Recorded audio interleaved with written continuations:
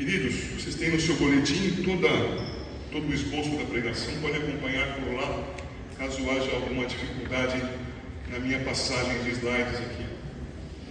O nome da nossa pregação é Reformando a Oração. Como é a terceira sessão dessa mesma pregação, então, Reformando a Oração, terceira parte.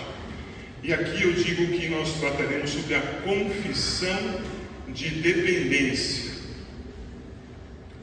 Quando lemos o nosso texto, nós que já estudamos bastante os versos anteriores, e desta vez não me demorarei nas preliminares, nós podemos perceber que essa oração que o Senhor nos ensina é uma oração que tem setores, que tem uma ordem hierárquica. E essa hierarquia está, e você pode ver isso bem facilmente aí no seu boletim, quanto às nossas relações com Deus, sendo Ele aquele que nos conforma a si, para si, e aquele que nos sustenta em si mesmo e para si mesmo. Veja, se Ele tão somente nos sustentasse da maneira que nós éramos antes de Cristo, ou mesmo depois de termos crido, ainda com todos aqueles vícios, erros, pecados que ainda carregamos em grande parte, com a nossa corrupção, sustentar-nos assim seria preservar-nos da nossa maldade. Mas não, o Senhor trata, e na oração percebemos isso, uma conformação a Ele, para que, conformados a Ele, sejamos mais e mais sustentados nessa nova situação. Foi assim então que nós olhamos para o texto, nos versos 9 e 10, e com outras ênfases que aqui eu então acrescento ao já visto nas pregações anteriores, que o nosso Senhor age na transformação dos seus filhos.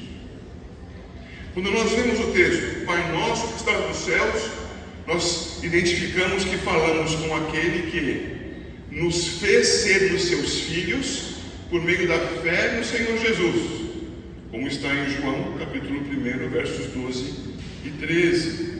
Veio para os seus não o receberam, mas a todos quantos o receberam, deu-lhes o poder de serem feitos filhos de Deus, a saber, aos que creem no seu nome, os quais não nasceram da vontade do homem, não nasceram da vontade da carne, não nasceram da vontade do sangue, mas nasceram de Deus. Por isso, filhos de Deus, e sendo filhos de Deus, oram, Pai Nosso. Pai Nosso porque igreja, Pai Nosso porque não apenas Pai meu, mas também Pai teu. Pai Nosso, Pai da igreja, Pai dos crentes, Pai dos redimidos em Cristo Jesus. Pai Nosso diferente de nós, porque é o Altíssimo, é o inalcançável, é o que está nos céus, não na atmosfera terrestre, não nas estrelas, nos céus, na existência própria de Deus, distinta da criação. E tendo visto isto, olhamos para os versos seguintes, nos textos, nas palavras seguintes, e percebemos: santificado seja o teu nome. Ele já é santo. Como santificaremos o nome do Senhor? Transformação do Filho. O Filho vai percebendo o quanto o Senhor é santo e o quanto Ele mesmo, o Filho, digo, eu e você, somos pecadores, ofensores do Senhor. E o que fazemos então, Senhor? Santificado seja o teu nome. Age em mim, age na tua igreja, age por meio da tua igreja, transformando os teus filhos. Venha o teu reino. O Senhor já é rei, é o rei eterno.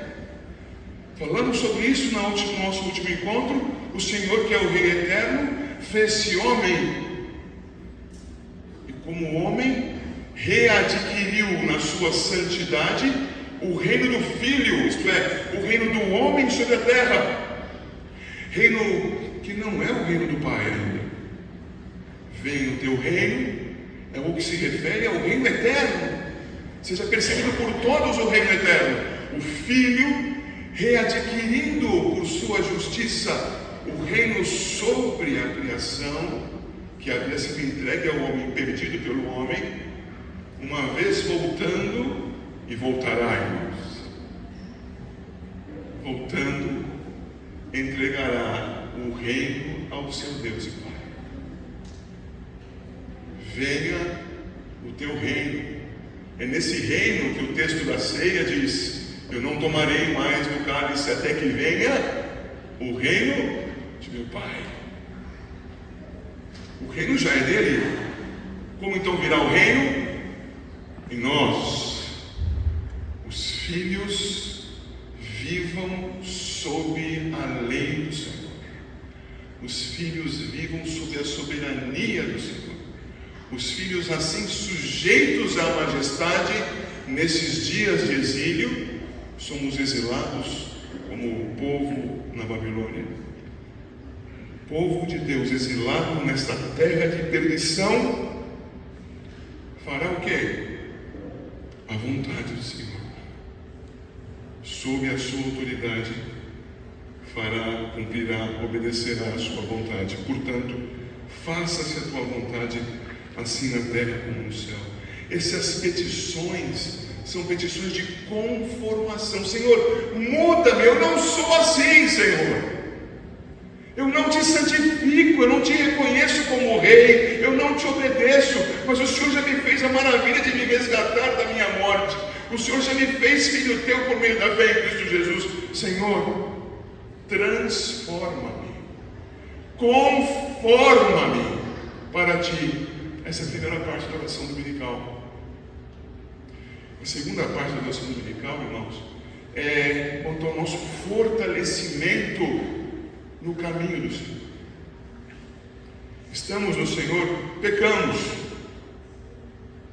carecemos do Senhor para sermos fortalecidos, para vivermos essa obediência que queremos ter com o coração íntegro, fortalecidos para que, acontecendo a provação, acontecendo a tentação, perceba que no texto pedimos que Ele nos livre disso, fortalecidos, não sucumbamos, não caiamos, não ofendamos. Logo, a segunda sessão, irmãos, dos versos 11 a 15, trata disto, a oração em si, de 11 a 13, e os versos 14 e 15 vão elaborar um pouco mais o que temos no versículo 12.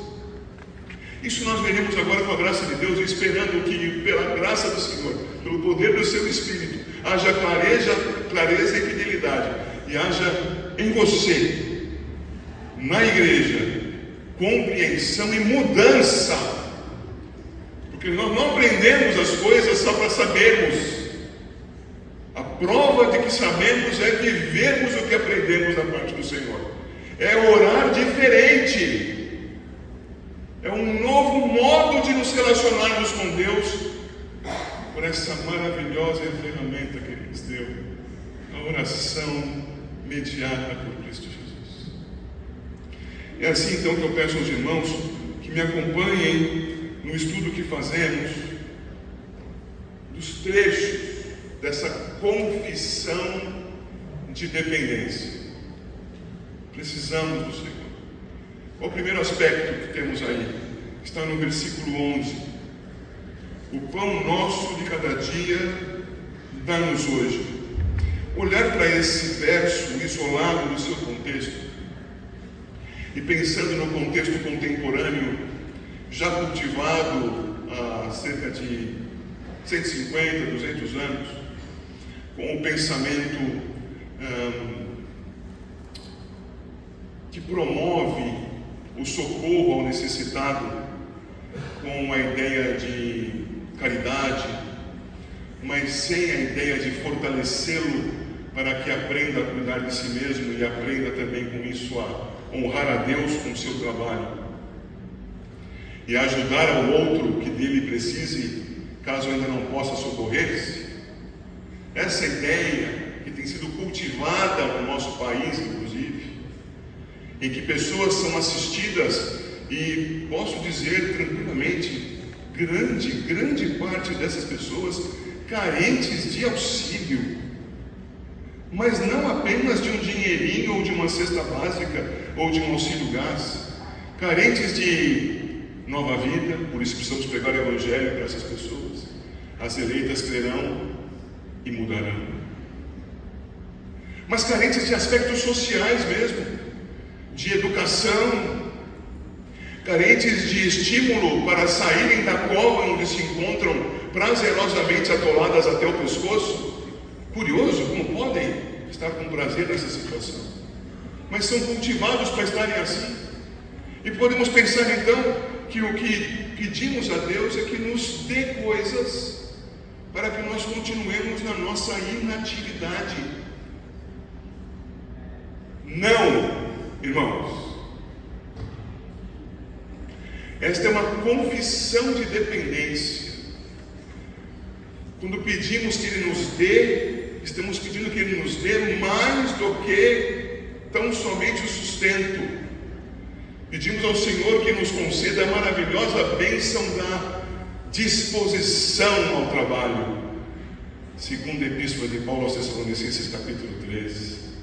Você não quer trabalhar? Pode e não quer? Não coma.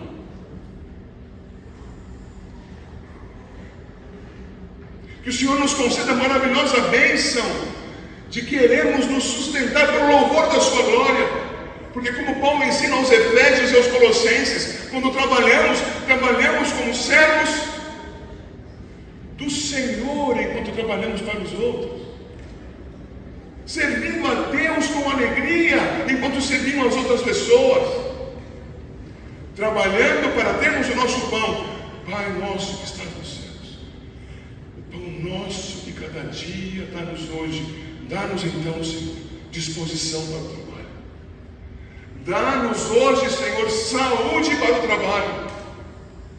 Senhor, nós precisamos de Ti. Sem o que fazer e sem condições físicas para fazer, não trabalharemos, não conseguiremos ter o sustento para a nossa casa, para nós mesmos. E se o Senhor nos abençoar de maneira maior do que a nossa necessidade, para compartilhar com o carente, Senhor, disposição, Senhor, saúde, dá-nos o pão de cada dia.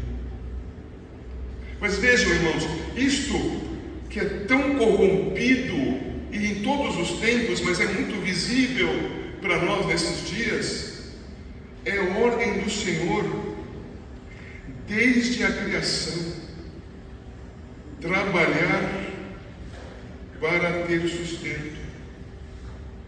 O homem no Éden, queridos irmãos, podia viver com uma tranquilidade grande, porque o jardim era muito frutífero, produtivo, sustentava o homem e o sustentaria sempre que ele se mantivesse, portanto, até que caísse. O homem deveria, entretanto, cuidar do jardim.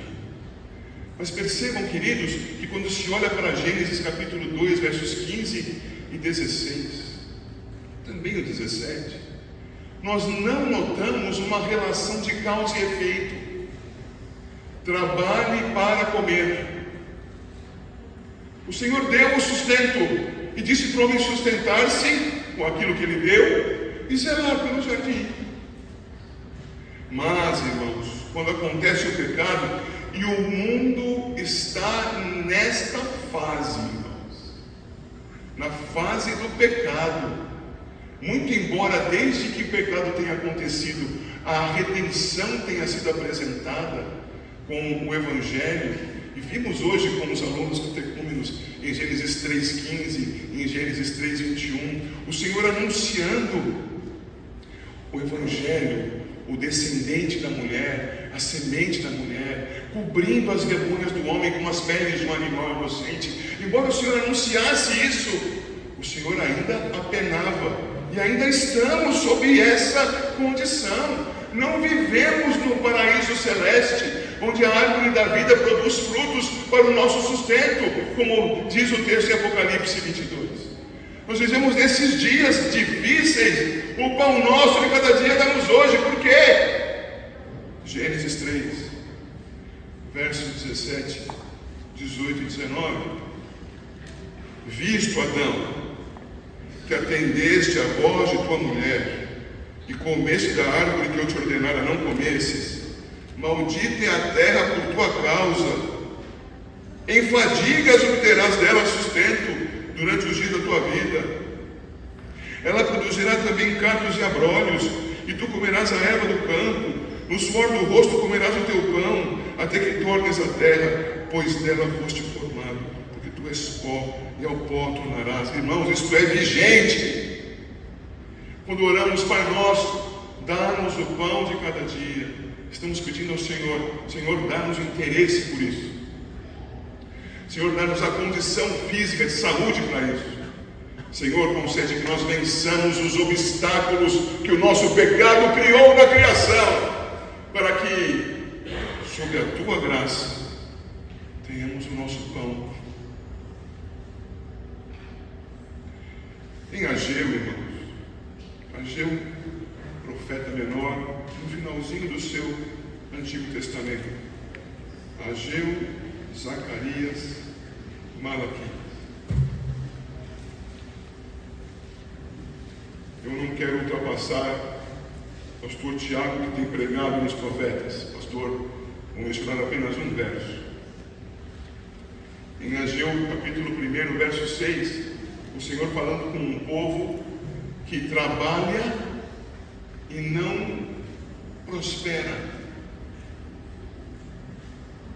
Diz aqui o texto, no versículo 6: tendes semeado muito e recolhido pouco, comeis, mas não chega para fartar-vos, bebeis, mas não dá para saciar-vos, vestir-vos, mas ninguém se aquece, e o que recebe salário recebe para pô-lo num saquetel furado. Ah, meus irmãos, de quantos eu já ouvi isso? Pastor, meu dinheiro não dá, por isso que eu não sou dizimista. Não, desculpa, eu vou inverter a sua oração. Como você não é dizimista, o seu dinheiro não dá. Como você é infiel, você não colhe do Senhor a bênção do sustento. Aí vai repetir a oração dominical, palavras vãs. Pão nosso de caridade das nuvens. Vão, irmãos. O Filho do Senhor vai sendo conformado pelo Senhor. Santificado seja o teu nome. Venha o teu reino. Seja feita a tua vontade. E nessa conformação, ele vai então expressando diante de Deus: Senhor, concede que assim como formado, eu seja por ti sustentado. E sustentado, vai dizer o texto em Mateus, peço que você volte para Mateus capítulo 6, por favor. Sustentado com o pão nosso de cada dia. Ah, como nós queremos todos ser ricos, não é? Pastor, não é para isso que a gente tem que dar o dízimo? Para a gente ficar rico? Não. Você entrega o dízimo para mostrar a Deus, aliás, para mostrar para si mesmo, confessando a Deus: sou fiel a ti, eu sei que o Senhor é fiel, o Senhor me deu, Senhor, é teu, tudo que tem, tudo que... É fácil de cantar, mas Senhor, o Senhor me diz para eu dar o dízimo de tudo que o Senhor me dá: interesse, saúde, meios para enfrentar e vencer os obstáculos que a criação tem por causa do pecado, de tudo que o Senhor tem me dado. Senhor, toma o que o Senhor disse que eu te dar, 10% dízimo. Fidelidade não é para ficar rico. Mas se não é para ficar rico, então como que é essa história de nós pedirmos a Deus o pão? A história, irmãos, é do necessário. É do necessário. O alimento mais elementar, reconhecido por aquelas pessoas de então naquela cultura, é o pão. Dá-nos o necessário. A oração do crente, irmãos, não é: Senhor, quero muito aquela Mercedes, último modelo, híbrida. Senhor, eu sou teu filho, sou príncipe, quero um apartamento de cobertura de 3 andares, 500 metros quadrados e os recursos para poder pagar o condomínio. Fácil, sem pensar. Essa não é a oração do crente. O crente submisso ao rei diz ao rei: Senhor, concede-me o sustento de hoje, que o pão nosso é de cada dia. Isso quer dizer então que nós podemos ser imprevidentes. O que o Senhor fez lá no Egito com José foi tudo falso. Não, irmãos. Previdência é uma coisa muito boa, mas a previdência não pode substituir o lugar de Deus. Não vou dizimar porque eu estou fazendo uma poupança, sabe? Deus entende. Eu não vou ofertar, não vou ajudar o necessitado, porque eu sou o primeiro necessitado, preciso cuidar de mim. Você faça a sua provisão, sim. Conquiste o beijo. Conquista além. Seja cuidadoso, mas antes de ser cuidadoso, seja confiante. Confie em Deus. Ele disse que sustenta. Você crê? Dá-nos o pão de cada dia. Se o Senhor não der, não teremos. Eu concluo este tópico dizendo: quando pedimos a Deus que nos dê, é porque estamos dizendo que não confiamos nos nossos próprios poderes para obter. Se o Senhor não me capacitar, eu não obterei. Pessoas extremamente incapazes intelectualmente são improdutivas, estão encostadas esperando as coisas acontecerem. Não quer trabalhar? Não vou. Pessoas extremamente capazes, inteligentes, bem formadas, adoecem. Não é que não queiram, mas não podem trabalhar. Senhor, sustenta-nos. Se o Senhor não o fizer, não o faremos por nós mesmos. Dependemos de Ti. No Senhor está a força da nossa mente. No Senhor está a força do nosso braço. Dá-nos o pão de cada dia. Versículo 12 traz, irmãos: e perdoa-nos as nossas dívidas, assim como nós temos perdoado aos nossos devedores. E os versos 14 e 15 trazem mais detalhe e ênfase neste verso. Porque se perdoardes aos homens as suas ofensas, também vosso Pai Celeste vos perdoará. Se, porém, não perdoardes aos homens as suas ofensas, tampouco vosso Pai vos perdoará as vossas ofensas. E então, como leu tolo esse texto? Pastor, Tiago mencionou algo quanto ao tolo hoje de manhã. Disse do ateu, não é? Mas tem tolo que diz que é crente, né, pastor? Tolo lê esse texto e, isolado do contexto, vai dizer: a salvação é fruto da minha obra de perdoar. Se eu perdoo, eu sou perdoado. Então tira o texto do seu contexto e diz: Deus só me perdoa quando eu sou bom o suficiente para perdoar. Qual é o resultado disto? Morte. Morte. Porque se formos esperar por isso, pelo nosso perdão, para sermos retribuídos por Deus, jamais seremos perdoados. A quem esta oração é ensinada mesmo, irmãos? Lembra do capítulo 5, verso 1? Aproximando-se os seus discípulos, passou a ensiná-los. Mas o Senhor Jesus encarnou para fazer o que mesmo? Mateus 1, 21. Eu espero você abrir.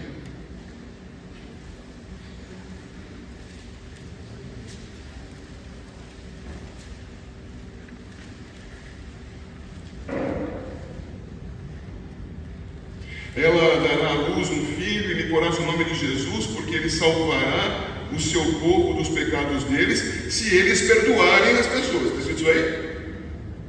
Ele veio para trazer o perdão para o seu povo.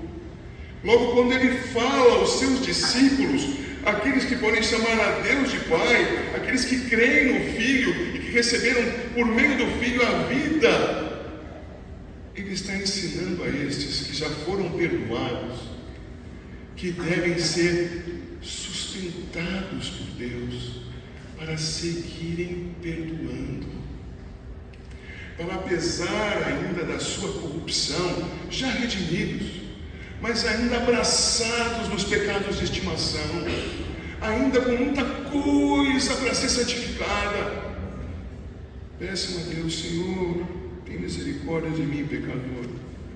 Consente de que eu seja perdoador como o Senhor me perdoou. E aí então é colocada uma condição. Deus mostra para esse mundo e para mim mesmo que eu sou teu filho por eu perdoar as pessoas que me ofendem. Senhor, eu perdoando, me perdoa porque eu ainda pego. Esta é a questão aqui. Não podemos sair do contexto. Por favor, vá para Mateus capítulo 9.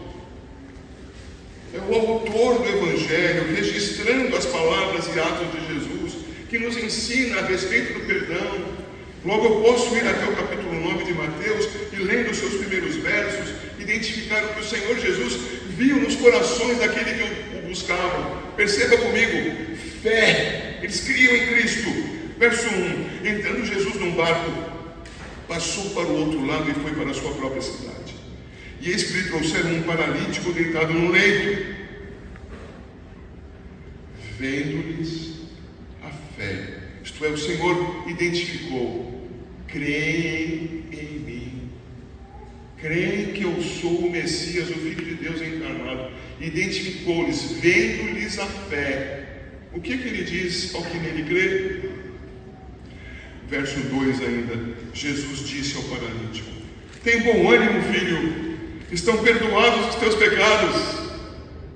E aí ninguém viu acontecer nada, não é? Quando eu te digo que te perdoo, quando você me diz que me perdoou, eu me sinto aliviado, você se sente aliviado, mas isso não aparece. Não pisco uma luz, eu não começo a correr, eu não fico mais forte. Então questionaram Jesus, versículo 3, mas alguns escribas diziam consigo: este blasfema. Jesus, porém, conhecendo-lhes os pensamentos, disse: por que cogitais o mal no vosso coração? Pois qual é mais fácil, dizer estão perdoados os teus pecados, ou dizer levanta-te e anda? O que é o levanta-te e anda aqui? Uma prova do poder perdoador que parte do próprio Cristo, aquele que nele crê. E então ele diz, verso 6: ora, para que saibais que o Filho do Homem tem sobre a terra autoridade para perdoar pecados, disse então o paralítico: levanta-te, toma o teu leito e vai para casa. E o paralítico continuou no chão, gemendo. Não. O paralítico, levantando-se, partiu para sua casa, porque agora ele tinha uma evidência visível de uma graça que o havia alcançado internamente. Ele andava e todos podiam dizer: de fato anda. Ora, se anda, e ele colocou isso como uma evidência, porque ele perdoa pecados. O Filho do Homem veio buscar o perdido. Jesus é o seu nome porque ele veio salvar o seu povo dos pecados deles. Jesus Cristo, nosso Senhor, é quem nos ensina a orar. Uma vez que nos perdoaste por meio da fé em Cristo os nossos pecados, então, em contexto, perdoa-nos as nossas dívidas, assim como nós temos perdoado aos nossos devedores. Porque perdoar, irmãos, é uma marca do crente. no verso da folha das crianças, onde tem a figura para ser pintada, está escrito: arrependimento e perdão são marcas do redimido em Cristo Jesus, do crente em Cristo Jesus. Eu pego, irmãos, sabe do que isso evidencia de mim? Minha maldade, minha corrupção, aquilo de que eu mereço. Sou pecador. Quando me arrependo dos meus pecados, eu os confesso a Deus. Aquele contra quem pequei, isto não é uma marca de qualquer um, é uma marca de um redimido em Cristo Jesus.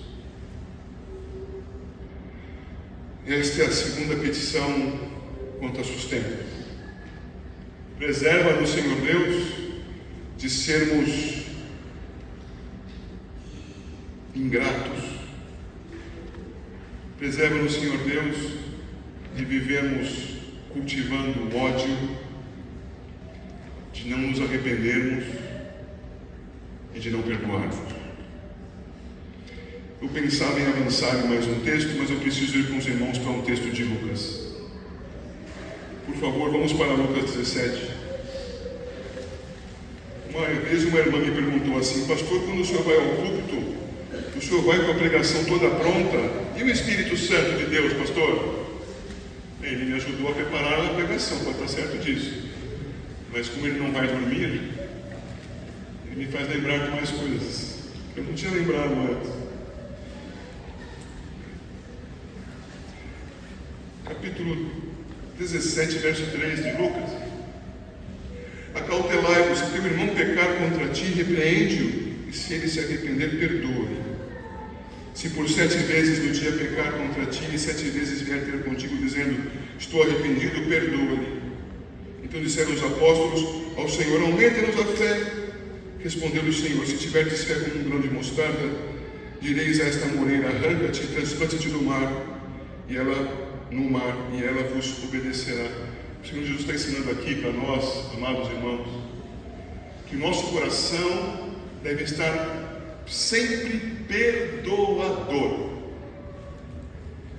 sempre com o perdão na ponta da língua e enchendo o nosso coração.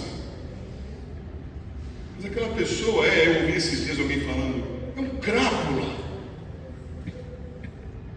Mas esteja com o coração pronto a perdoar, pronto a perdoar. Mas expresse o perdão quando ele se expressar arrependido. Não antecipe, não inverta as coisas. Diga que está perdoado ao que é arrependido confessar pecado. Nós aprendemos isso no verso 3 e 4. E aí os discípulos dizem assim: mas isso é muito difícil. Não conseguimos fazer isso, é muito difícil. 70 vezes, porque toda vez que ele pecar e vier arrependido e pedir perdão, eu devo perdoar? Sim. Coração crente é um coração perdoador, é conformado pelo Senhor, sustentado pelo Senhor, sustenta no Senhor. Crê no Senhor. Se eu tiver fé no Senhor, ele dá um exemplo aqui. Você vai dizer para essa planta sair daqui e ser plantada no mar.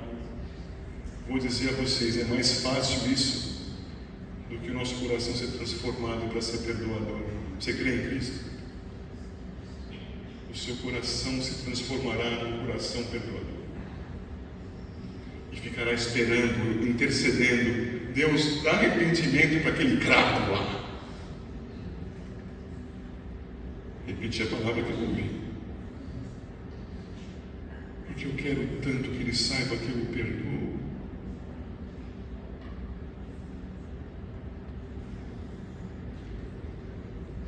Perdão-nos, preserva-nos das nossas contaminações, faz-nos perdoadores. Eu volto para Mateus, antes que amanheça o dia. Mateus capítulo 6. Onde lemos: e não nos deixes cair em tentação, mas livra-nos do mal. Queridos irmãos, Se voltar 2 páginas para trás na sua Bíblia, você verá um texto falando de alguém que, cheio do Espírito Santo, foi provado. A palavra grega para tentação é a mesma palavra grega para provação. Sabe o que muda? O agente. Quando o Senhor nosso Deus usa sobre nós a palavra grega, que é traduzida às vezes por tentação, Ele está nos provando. Tiago nos ensina isso. Deus a ninguém tenta, nem pode ser tentado. E ele usa a mesma palavra que usa versos antes, quando fala de provação. Tiago nos ensina isso, capítulo 1. Mas o Senhor Jesus, cheio do Espírito Santo, o Santo cheio do Santo, o Santo Filho encarnado, cheio do Espírito Santo de Deus. O que acontece? Capítulo 4, verso 1. A seguir foi Jesus levado pelo Espírito ao deserto para ser tentado. Tentado por quem? Não por Deus. Pelo diabo. É a mesma palavra, mas o agente é outro. Mas o Espírito o colocou numa situação de tentação. O Espírito não tentou, o Pai não tentou, Deus não tentou o Filho encarnado, mas o colocou em situação de ser tentado. O que acontecia naquela situação em particular? O Filho encarnado, em comunhão permanente com o Pai, era forte, sempre forte o suficiente para resistir à tentação. E eu, hein? Crente em Cristo, maldito como pecador, digno do inferno, regenerado pela graça de Cristo Jesus. O que eu peço para Deus? Senhor, eu quero ser que nem Jesus. Pode me colocar na prova que o Senhor quiser. Eu resisto, eu dou conta do que o Senhor colocar no caminho. Eu sou forte. Infeliz, quebre-se diante de Deus. Reconheça quem você é. Mateus 6, verso 13. Não nos deixe. O texto, na verdade, em grego vai dizer para português: não nos conduzas à tentação. Anota aí. Não nos conduzas à tentação. O Filho encarnado foi conduzido pelo Espírito para o deserto para ser tentado pelo diabo. A oração do incapaz aqui, do fraco aqui, do homem regenerado, mas ainda pecador, é: Senhor, tem misericórdia de mim, não me conduza à tentação. Jesus Cristo no deserto, 40 dias e 40 noites sem comer e sem beber, diante do inimigo que o tentava, resistiu ao inimigo, venceu o inimigo. Estudamos isso em Mateus. Quantas vezes, meus irmãos, eu, no meu orgulho, imaginei ser capaz de resistir ao inimigo no meu braço e tornei piada. Só em Cristo está a minha força. Somente quando sou fraco é que sou forte. Por isso eu peço ao Senhor que não me deixe cair em tentação, mas que Ele me livre do mal, me livre da tentação desse mundo, da tentação da minha própria carne, da tentação do diabo. Me livre do mal. Eu estou pedindo ao Senhor: preserve-me, Senhor. Mas, amados, como mencionei há pouco, Tiago, no seu capítulo 1, vai dizer algo para nós que precisa ser observado. Eu espero que os irmãos ainda estejam comigo aqui para que observemos juntos. Tiago aprendeu e sabia a oração dominical. Sabia que todo crente em Cristo Jesus, em si mesmo, não dá conta, precisa de Cristo, e pede ao Senhor socorro: livra-nos, Senhor. Mas ele vai nos ensinar, versos 2, 3 e 4, que quando formos provados, nos alegremos, não fujamos, porque o Senhor estará nos ensinando a partir da prova. Tiago 1, verso 2: meus irmãos, tende por motivo de toda alegria o passardes por várias provações, sabendo que a provação da vossa fé, uma vez confirmada, produz perseverança. Ora, a perseverança deve ter ação completa, para que sejais perfeitos e íntegros, em nada deficientes. Esse texto é extremamente parecido com Romanos capítulo 5, versos 1 a 13. Extremamente parecido. Isto é, prova conduz à perseverança, paciência, santificação. Nós reconhecemos a nossa fraqueza. Senhor, livra-nos. Mas o Senhor é bom, e tendo nos redimido e habitando em nós, nos ensina: eu não te livrando, meu filho, como você me pediu, aproveita e cresce, aprenda, desenvolva a sua paciência, a sua perseverança e a sua santidade. Amados, esta é a oração dominical. É assim que nós aprendemos, é assim que nós ensinamos. A oração dominical não é uma reza, é algo a ser feito com entendimento, algo profundo que interfere em toda a nossa vida, conformando-nos para Deus, pedindo que Ele nos sustente. Ó Deus, em nome de Jesus, concede que isto seja conosco. O que devemos então, concluindo essa pregação, é perguntar: é assim a nossa oração?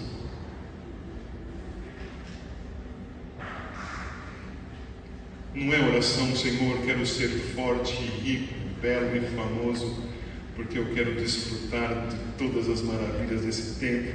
Ah, como é bom estar vivo. Ou Deus está no centro.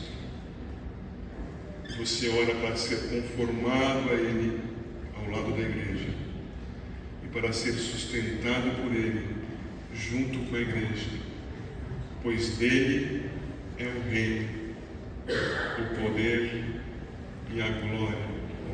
É assim a sua oração.